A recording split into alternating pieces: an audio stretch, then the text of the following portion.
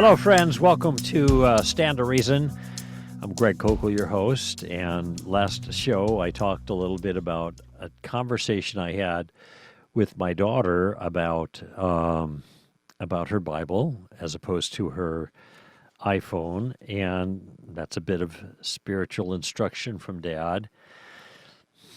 I was actually a few weeks ago. I'm just faltering right now because I'm trying to think of the best way to explain this.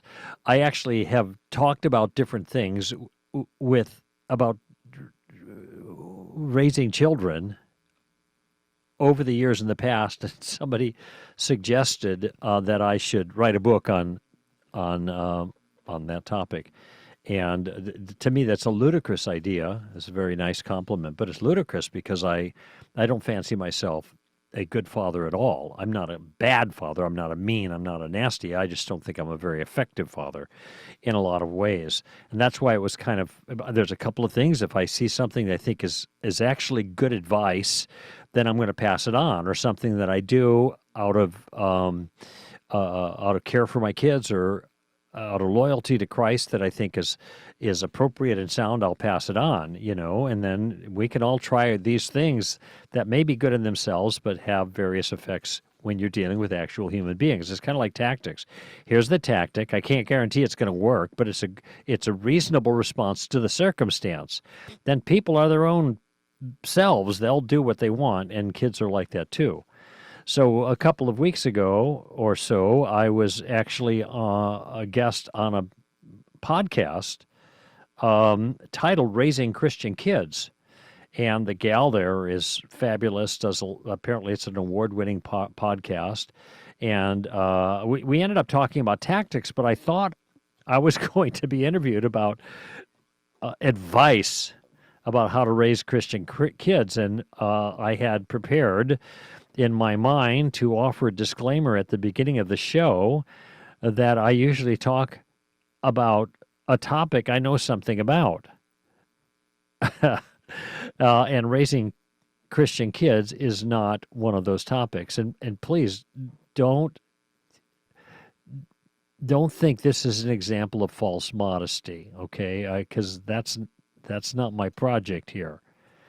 What I know about child rearing is, to some degree, what I can offer by way of help is more from I consider my failures than my own successes. And what I did in preparation for this show was jot down a couple of thoughts that I do think are significant and I can pass on to you as useful and sound, though they are not coming from a parent who considers himself particularly successful at doing these things, all right? So with that qualification, I'll just offer these thoughts to you, and you can do what you like with them. Here is one thing that has stood out for me. My daughters are 16, almost 17, and 13, almost 14. In fact, in less than 2 weeks, my 13-year-old will turn 14. And one of the things that consistently haunts me is that I wish I would have started with a program of domestic spiritual feeding. I mean, in our home, not just at church, not just at the Christian schools that they have gone to, but what we do at home. And there are lots of different ways to do this. And I mentioned Natasha Crane and her turnkey episodes in her books that allow you, the chapters that allow you to do things with kids. And there's lots of different materials out there that will help you. All right. But whatever it is that you do, start really early. In other words, you want to start so early, in my opinion, that they never remember a time when this was not part of the family routine. Start early.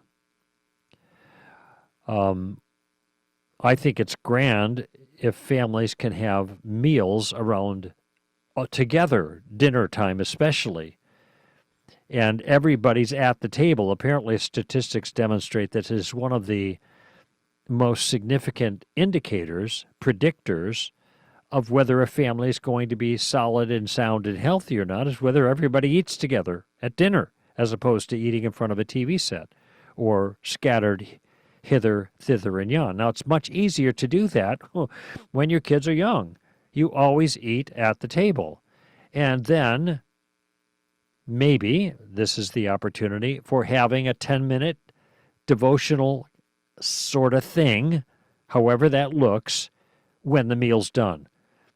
You finish the meal, you clear the plates, you sit together. People don't run off. The next item is something spiritual, and this becomes as ordinary a part of the dinner as your thanksgiving or grace at the beginning of the meal. Now, if you do that, of course, you're going to get kids growing up a little bit. They're going to be a little crabby. They don't want to sit, whatever. But if you are consistent there, you are consistently feeding your kids in three ways. One, physically, because they have a meal there. Secondly, relationally, because you're all together at that meal. You aren't distracted by TV or something like that. And third, spiritually, because dessert is the spiritual stuff. And you're making a steady, consistent, day-by-day investment. So that's my first thing. We didn't do that. Just saying. I tried a couple of different things at different times, and it just didn't work out. But not an excuse. I'm just saying it's not easy, but it's easier if you start early and you maintain consistency. That's the second thing. Start early first. Second, be consistent. And by the way, this is where it takes a mom and a dad with the same goal who are persistent to be consistent. Sometimes dad's not going to be there, right? Sometimes dad's at work. Sometimes dad's out of town. That's the way lives work nowadays. But if mom is there, mom can pick up where dad leaves off. And there should be, when you do these things, you could have group involvement. Different people read different things. You could have discussion. Like I said, there's lots of ways to do this, and I'm not commending any particular way to you. I'm just saying have that time. Start early. Be committed. Here's the third thing, and this is something we did do, is we sent our kids to a Christian school. Or the alternative is homeschooling, which wasn't really a good alternative for us at the time, but lots and lots of families are doing homeschooling. All right. Now, what this homeschooling is going to require, of course, is that you have a single breadwinner for the home. Dad, usually. That means mom is free to do the homeschooling and other domestic duties and fulfilling other home responsibilities, but being with the children. Now, I think this is really important. And when I got married, I retired my wife, and I said, we are going to live on my salary, whatever it is. That was a lifestyle decision that we made, and it was a good one, and I'm glad we did that. Many families have two people who are working, which is fine until you start having children, in my view. And then I think it's best if mom can stay home. And if you get married and both are working, but you build your budget on one income, not on two, you can stash the extra away for the time when mom has kids and decides to stay home and homeschool or whatever. I think that's a much healthier environment for the family. But if you don't homeschool, I think Christian school, and here's why that's so important, because of what's happening in the public school system. It is grotesque. It is just simply grotesque. It was hard 20 years ago. Now, with all the sexual stuff that's being taught, and we got to make sure these kindergartners get age-appropriate sexual education. Really, what sex education is age-appropriate for a kindergartner? But this is the way they think. CRT, all kinds of other indoctrination, political indoctrination, and spiritual indoctrination that happens in the schools where none of that is supposed to be. That is passing in part for education. Leftist, by the way, leftist indoctrination. So I don't want to throw my kids to the wolves, and there's a lot of wolves out there. Some people have no other choice. I do not condemn you. I don't look down my nose at you, but boy, we would do everything we possibly could do to keep our children out of that environment because it's so caustic. It is so hostile to Christianity. Now, I know some Christians will say, well, you know, there's a mission field there, and my kid can make a difference in that school. I understand the argument, but here's my response. Really? Your kid is going to make a difference there? Let me ask you a question. Do you think it is, and who's ever listening here, this is the question you have to ask regarding your own child. Do you think your child is going to have a greater influence on the people in the public school than the people in the public school are going to have on your child? Now, I think that there are some people that can say yes. That is, they've raised their children, and then in high school, these kids are ready to go into the mission field. They are solid Christians. They have bulletproof convictions because of the way they've been trained. And they go into that environment, and they are able to withstand the force and the fury of the secular world. But those are rare kids. I think for most of us, if we ask the question, would my child have a greater influence on that secular environment and the people there than those people in that environment will have on my child? I think most of us will realize that what we're doing is we're throwing our kids into the deep end of the pool when we send them to a public school, and they're not able to swim. And that's not good. So if at all possible, my third recommendation, keep your kids out of public school. That would be either a Christian school, which is expensive, good reason to campaign for vouchers, by the way, or homeschool, which would be another reason to campaign for vouchers. You're already paying for the education through your taxes, but you're not getting the benefit of it. But at least your kids are not going to be indoctrinated. So keep them out of public school. Here's the fourth thing that I would recommend is make sure that your Sunday church attendance is consistent. That is, you go on a regular basis. This is another fixed point of the universe. Sundays, you go to church. And build relationships there at church. There may be more times that you go and do things, but you don't want this to be perfunctory, but this has got to be a regular part of their life. Now, it may be that when they're adults, they don't keep going to church, but there is going to be a much greater chance that good, solid Christianity, I'm presuming your church is a good one here too, in the ways that we talk about it here at Stand to Reason, spiritually substantive, committed to Scripture and a high view of Scripture. Jesus is the only way, standing against the culture in the ways that the culture is standing against the church. These are that's in that kind of environment. That's good for your children to be raised in, to have that regular discipline. And again, there's going to be pushback. It gets a lot harder when they become teenagers. They want to go here, there, and everywhere. Be with their friends, I get it. But if you build these patterns early, that's what it means when it says, train up a child in the way that he should go. And when he's old, he will not depart from it. Now, it's a generalization from Proverbs. Sometimes between the time you're raising them up and they're older, they do depart and then come back. It happens often. Scary time for parents. But you want to make sure you've laid that foundation early on and well. One last thing here. I've mentioned start early. I've mentioned be consistent. I've mentioned no public school if you can possibly avoid it, which means Christian school or homeschooling. I mentioned regular church attendance and being involved in that community. Here's the last thing, and this is a huge predictor. Christian Smith did some work on this that I read about.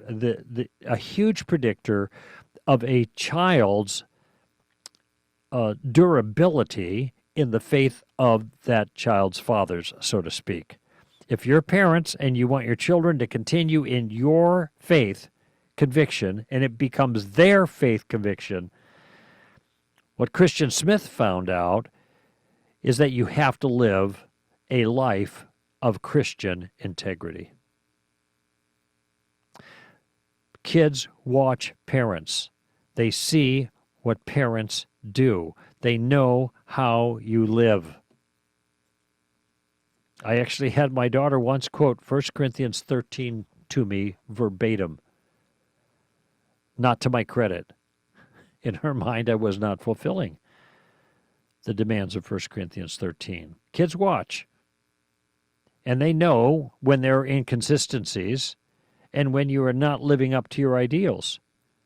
And if this is a pattern that you're not living up to your Christian convictions in your day-to-day life, then why should your children do so themselves? Now, I think what Christian Smith came up with is something like 85, 86, 87% of children raised in a Christian family where there was Christian integrity in the lives of the parents also sustained their own Christian convictions. He said it was almost determinative. So you want to be living a life of consistency and integrity before God. I mean, that should be enough, right? But I want you to also see the impact that it has in the lives of your kids. In the lives of your kids. So there's some things to think about. Again, I'm not offering these as a successful parent. I think these are sound, wise principles. I didn't always follow all of them. I wish I had more consistently. But if you got young kids, then you can start fresh. You can start early, which is my first point. And if you got older kids, you still can apply some of these things. And by the grace of God, it will have a salutary effect. All right? All right, Greg Koukl, let's stand to reason here. Let's take a break and then go to calls.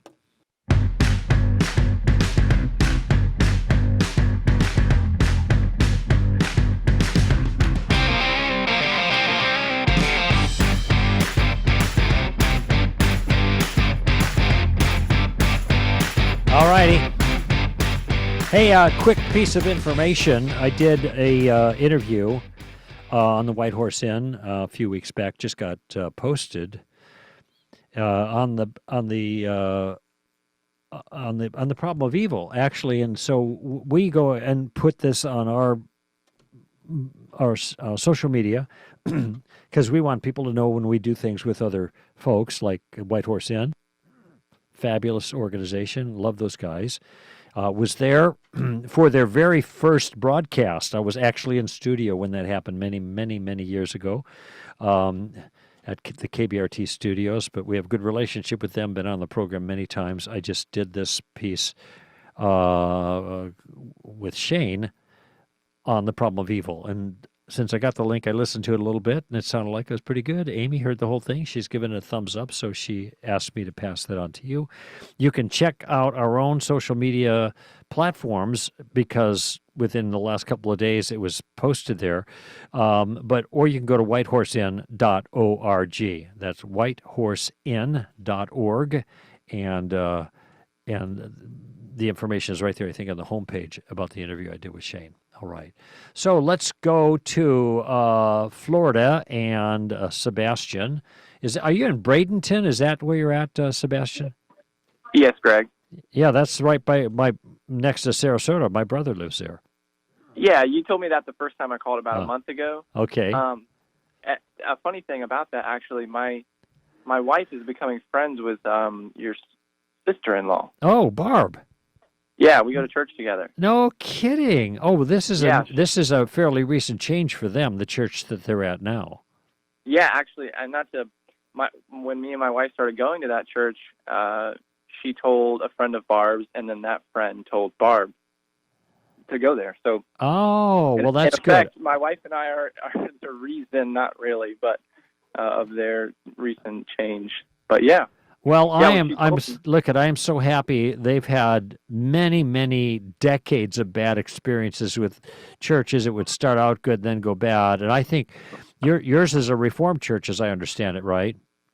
yeah, it's Yeah. Calvary And Chapel, but they're really reformed. yeah, that would be an odd Calvary Chapel. But I know. nevertheless, when he told me some of the details and some of the preaching and stuff, it sounded like to me that they finally landed in a real solid place. And both Barb and Dave have been really satisfied with the church so far. So I'm glad you make. I hope you meet my brother sometime. Yeah, yeah, I'm excited. Well, They made quite a drive. We live in Bradenton. They live all in Sarasota, but right. yeah, I'll probably meet him soon, and yeah, that's Well, funny. he's one of my best buddies. So are you a fisherman? Yeah, yeah, I like to fish. I haven't had much time to have a 2.5-year-old. Oh, okay. Well, anyway, he's got a boat and he does intercoastal, and he's very, very, very good. So, if you make common cause there and become buddies, maybe I'll take you out on the boat with him sometime when your wife's watching your baby. That'd be awesome. Okay, what's on your mind there, Sebastian? So yeah, I mean, I read your book Tactics. My wife bought it for me about a year ago, and it's changed. It's been the catalyst basically for my introduction to apologetics, and Uh huh. everything's been uphill since there. Great. Um, I, the people I come across most often are not staunch atheists or aggressive atheists or super religious people of a different religion. They're most often, I don't know, like I've heard somebody call them pop culture Christians, where they have a Christian veneer, but when push comes to shove, they'll say things like, "Oh, well, I don't care who it is, if it's a good sermon, whether it's a pastor or a priest or such and such." I recently had a conversation with a family member who said that, and when I went to their library, there was all these Joel Osteen and Joyce Meyer and Rick Warren books, and yeah. So my question is really just, it's really difficult to engage these people Uh huh. because of just, and I would just say, I guess their low view of God and high view of man Uh huh. from the types of people that they listen to, or maybe just don't really listen to at all. They just, I don't know. It's a really hard question for me to Yeah, posture. well, just for the record, I would put Joyce Meyer and Rick Warren in two separate categories. I don't think they're the same, but just saying, because I noticed you mentioned both. People have objections with Rick, and I have had over the years in certain things, but I think he's in a different category than Joyce Meyer, at least theologically. But what you're describing, Sebastian, is endemic, man. This is the plague. You have all Yeah, of these people that identify in some sense as Christian, but they have no substance.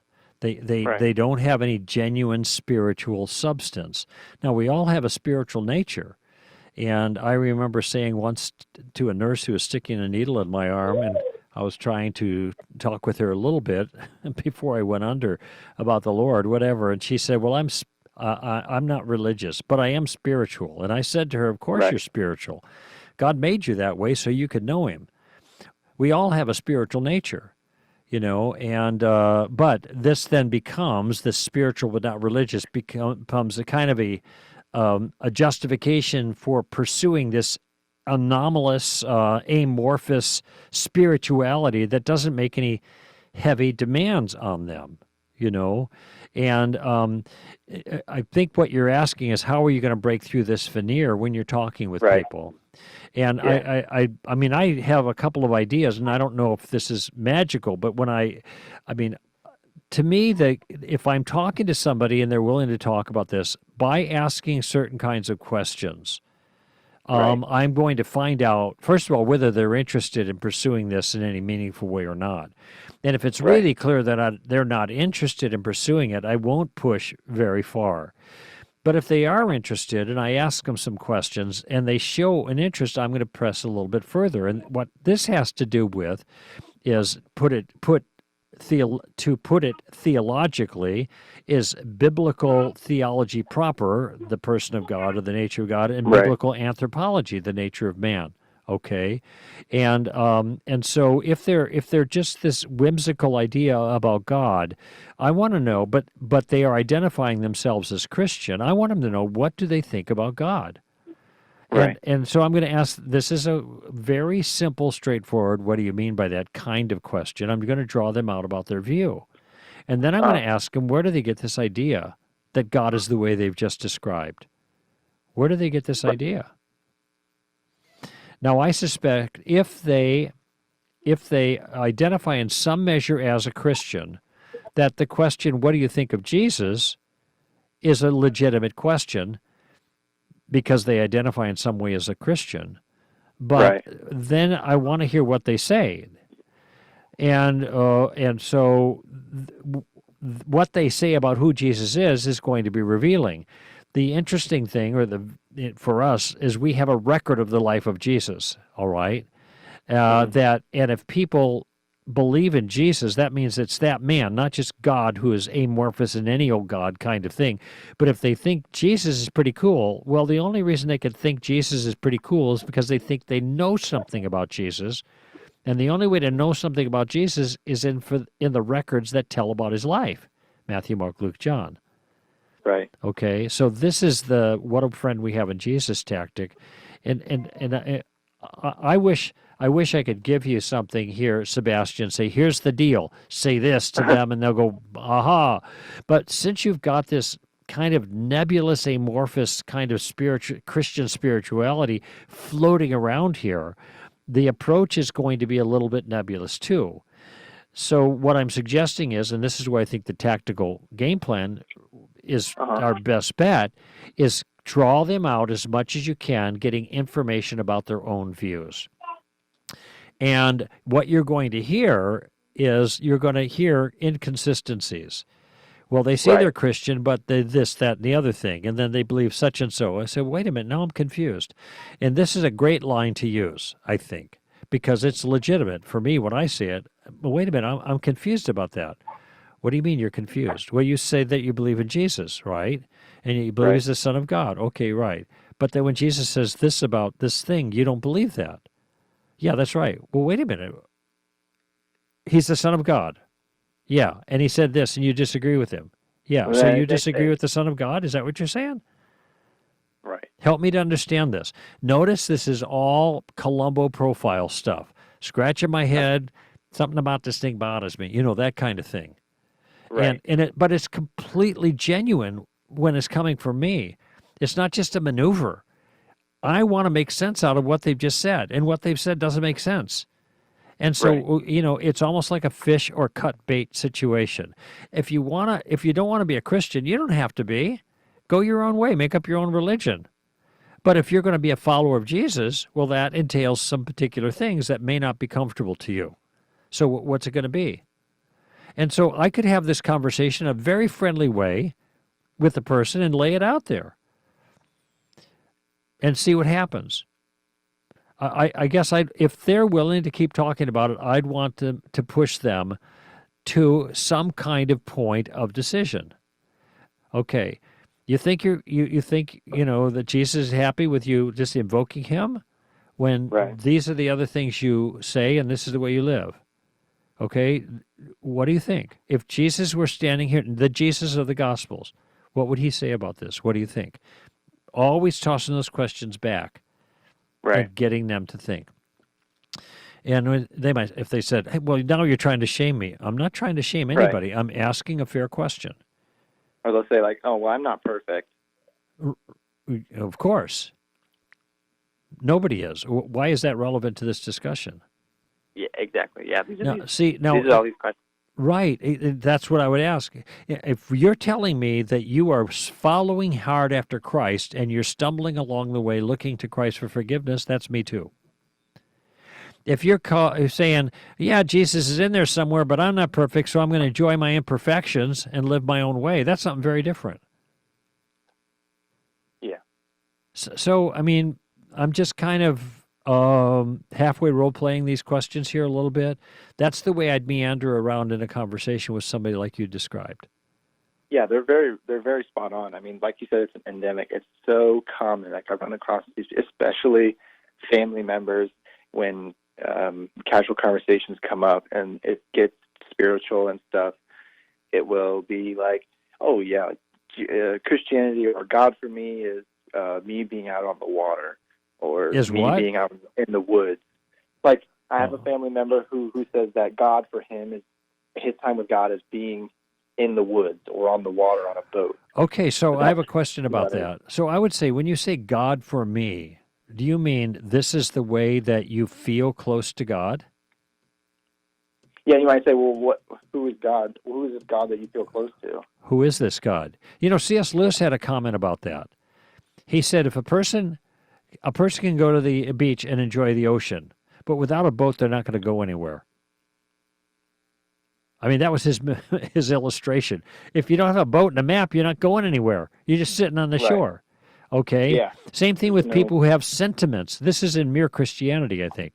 People have sentiments about God. Well, I can experience God here, there, whatever in the nature. Well, you can experience it. You're not going to go anywhere with him. You don't know who he is. You can't have a relationship with him. You're just like, oh, cool, awesome. That's it. Right. No forgiveness in that either. Anyway, there you go, Sebastian. Some things to think about, and hope you get a chance to meet my brother and go fishing with him. You'll enjoy it. Yeah, that'd be great. I really appreciate it, Greg. Okay, buddy. Take care. Bye-bye. Bye. All righty, let's go to who's next? Oh, Sacramento, California. That would be Jared. Hello, Jared. Welcome to the show. Still there? Jared? Did Jared go bye-bye? Sorry about that. Oh, there you are. My children were asking me something. My apologies. No worries. So you had it on mute or something, probably, I guess. I don't know. Yes, sir. All right, Jared, Sacramento, California. What's on your mind? My question is whether or not the fifth commandment to honor your parents is conditional or unconditional. This past Sunday, my pastor was talking about Mark and how the Pharisees held back money specifically to avoid giving money to their elderly parents. Right. And I know that there are many scholars who believe that the fifth commandment was essentially a way for society to care for the elderly in their old age. I know there's several other interpretations of what it means Right. to honor your parents. But specifically, I'm asking because I have a fairly tenuous relationship with my father, my biological father, who was pretty absent in my childhood, and there was a different series of abuse to my sister and myself. And there's a part of me that feels like withholding not just financial relationship, but also emotional relationship might be dishonoring to him. But then there's a part of me that's also very guarded, especially of my children. Right. There have been some issues in the past with him trying to influence and harm my children.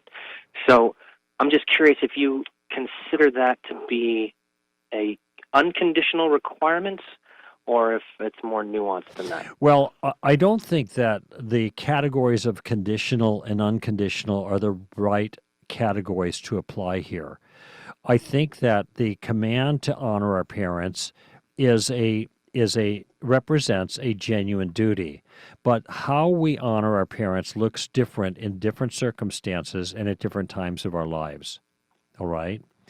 I'm thinking about this movie I saw not too long ago that was about Charles Dickens. It's called The Man Who Invented Christmas. Did you ever see it? I have not. It's kind of a interesting movie because apparently in Charles Dickens's life, there was his father was somewhat of a ne'er-do-well, and he did not have a good relationship with his father.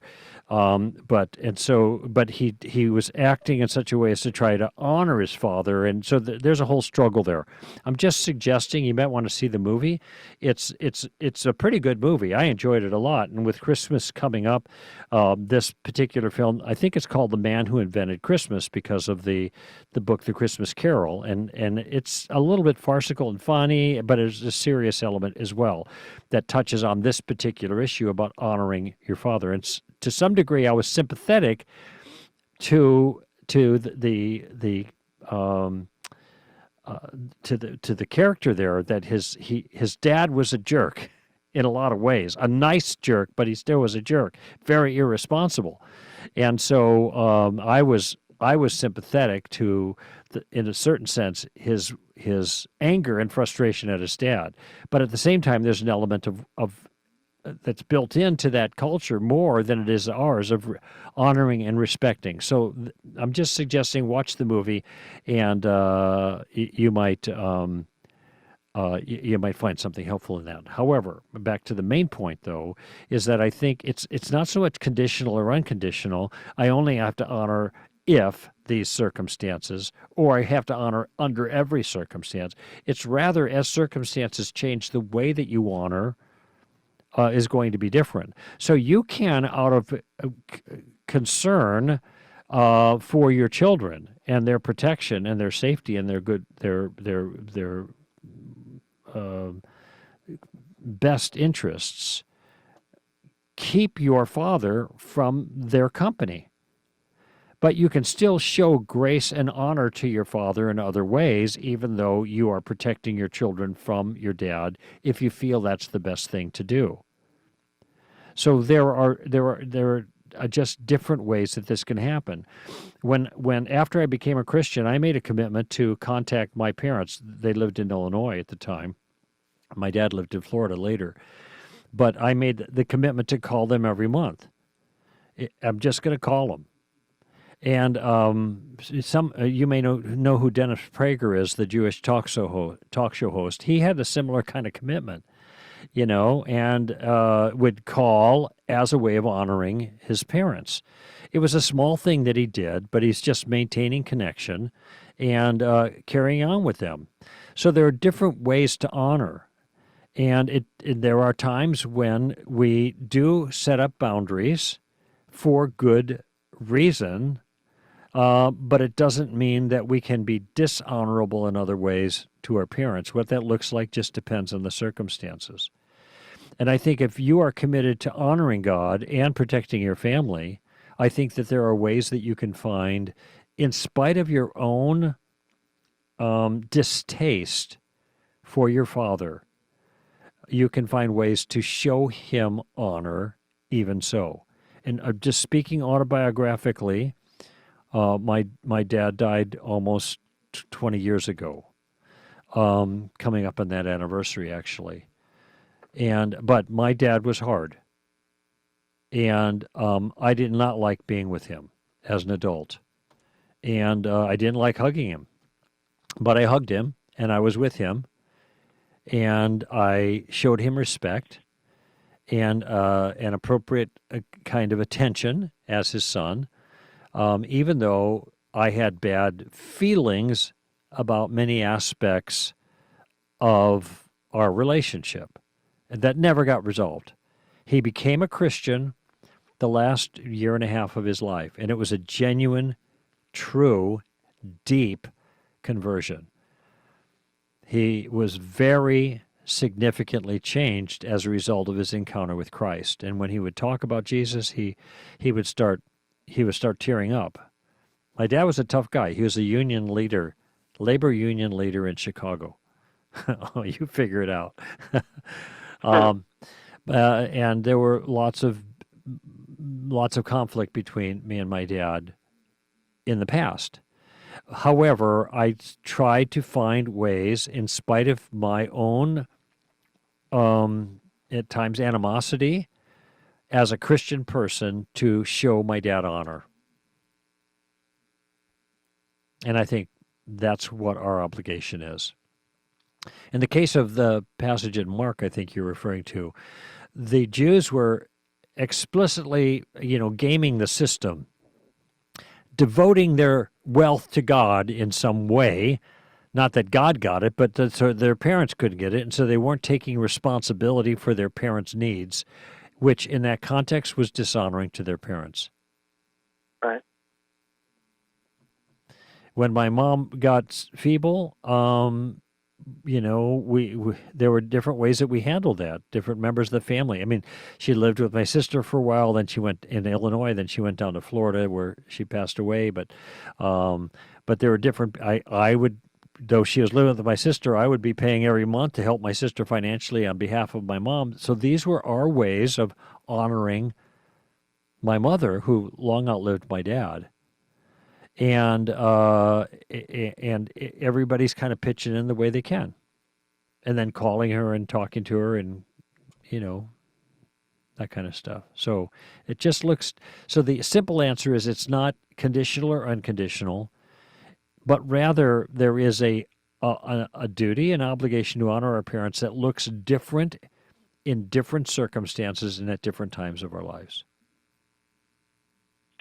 That makes a lot of sense. Okay. Yeah, good.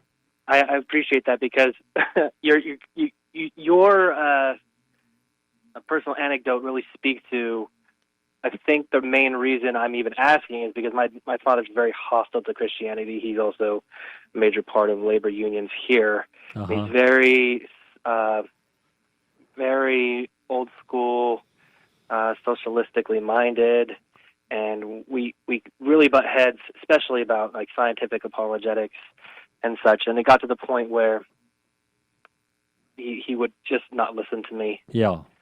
And I felt like the conversation was fruitless, and it was casting pearls before swine. But to hear your story of there being hope in your father's relationship really, I feel, encourages me to not completely close off the relationship. Yeah. Because the worst thing could be for me to have him pass and think I didn't give the Lord an opportunity to work through me, Sure. specifically because my heart was hard. No, I'm glad to hear you say this, Jared. And I think that you don't want to close the relationship off. There are different ways to express respect and honor. But if you close the relationship off, then that's definitely not respecting, in my view, and unless it's the absolutely most extreme circumstances, okay? So, which I don't think that you're at. And it may be that he doesn't want to listen to you anymore. There were, like, my sister Sue, my brother Mark, who led me to the Lord, my brother Dave in Sarasota, Florida.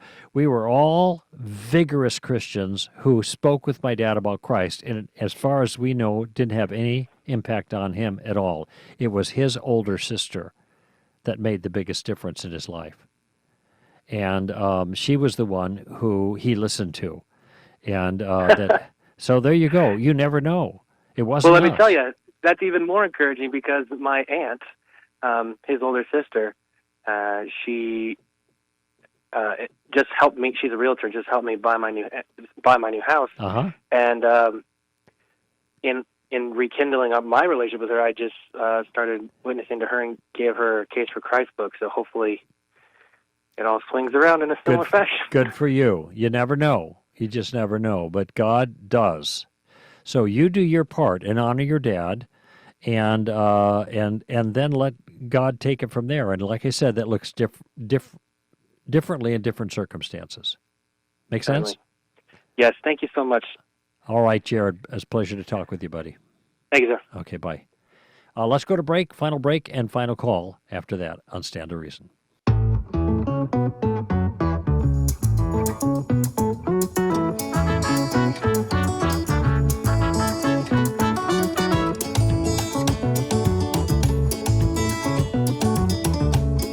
All right, in the stretch here, final segment on Stand to Reason. Do I have any announcements I'm supposed to make here before we jump in to our final call? I think I've kind of covered the bases. Oh, incidentally, we have a little break here over the next couple of months with Reality. We've had one every month the last 3 months, but our next one is actually coming up in February. 25th and 26th in Dallas, and that is the first reality conference that we will have a live stream broadcast.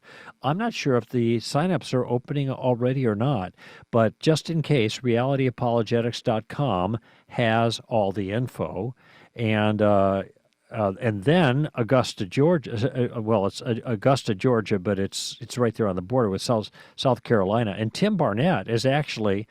This is the second hour, right? So this won't be released till Friday. So this will be ancient history there. But in any event, make a note for February 25th and 26th in Dallas, Texas. And now to our good friend Joycey in New Jersey. Hey, Joycey. Hey, Greg. How's it going? Good here. We're in the stretch. Is that what happened last time? You're the last caller? I know, because I call in a little bit late. I have to remember to call in earlier, but I get sidetracked after I get off at work and with other things. So, but I want to tell you I appreciated your monologue in the second hour about parenting and just giving those tips was inspiring, encouraging, and motivating to me. I'm doing my best as a parent here with two boys. And I did, on faith, I stepped out on faith, and I just enrolled my child in a Christian school because I was just so frightened of what would happen if I put my son in public school at this point. I never would have thought that I would be able to do that. And I, like I said, I'm stepping out on faith. Good for you, and God bless you. My wife was a single mom, and she had a son, Dane, who's now 40 almost. But she worked and she lived with her folks, but she paid rent, and she put her boy through a Christian school. It's actually the same Christian school that now my 13-year-old daughter is at. That's something. So. Anyway, so good for you. What's on your mind, though, Joyce? Thank you. Yes. Sure. So glad. Yeah, what's on my mind is that I approached the pastor and his wife of the church that I attend and I have been a member of for the past 5 years or more, a little over 5 years. And I approached them and basically, to present to them the idea of inviting the teams, our youth group, to reality. I presented it to them in the fall. And then I wanted to have like a talk to them and sit down with them about how we would kind of invite the parents and the youth to reality in March in Philadelphia. I plan to go. Right. I didn't hear anything back from them about it yet. While I was there, we didn't jump right into that, but that was the reason for the meeting. But what I started off with was that, I go, I missed the organ. The organ was sold, and I kind of miss it. I think piano and organ, hymns on the piano and organ together is just so beautiful. And, certain kind of thing like that. And then the pastor's wife, she says to me, well, you know how when you work at a job and there's a boss, and, the boss makes the decisions, and I go, huh? Like that was kind of the face. And then she says, well, this is like a business. And I was like, huh, again? And she says, oh, that this part of the church is run like a business. And I just was so stunned that I didn't know how to respond to that. Right. I felt very kind of like I was dismissed because all I was saying was that, well, about the organ, something as simple as that. I go, well, did the membership know? Because it seemed like, it was just kind of announced that you were selling it. And then the next week I come in for worship service and the organ is gone. And that's all I said. I was just kind of sad to see it was gone. But, how would I respond? Because this was 2 weeks ago, and I have not opened my mouth to say anything about it. I don't know. Well, she just kind of kicked me out after that, honestly. Okay. Like he dismissed you with that comment. You've been going to this church for how long? Yeah, more than 5 years. And my son is 5 years. Okay. Have you been just before? Have you been satisfied with the church? I mean, apart now, you don't have the organ anymore, but just generally speaking, are you satisfied with the pastor and the church and the integrity of the people and the quality of the teaching and the worship and the fellowship and all of that? I can't say that I am, and the reason why I've kind of compromised and just settled, not really settled, but maybe they accepted it because I felt like it would improve. It's going to get better because the couple that are now pastoring, or the pastor and his wife, they had just come on in that role. I see. Before, maybe a year before I came. So I'm like, okay, this is the young. They're still trying to work it out, and I want to try to, Okay, so I'm looking at the clock here, which is ticking away. So I want to give you something that might be useful for you, and a lot depends on what the pastor really meant by those comments. Now, part of it may be that you were expressing a kind of a loss, a small loss, and he said something that you took as being insensitive and that hurt your feelings. And I'm sympathetic to that. I can understand that. I don't know that signals something really wrong with the church.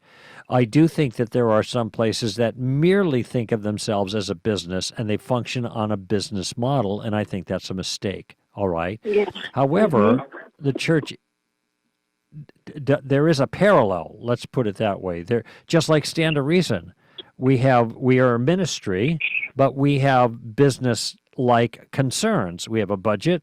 We have to spend our money well. We have to keep track of where it goes. We have to be responsible, and we that kind of stuff.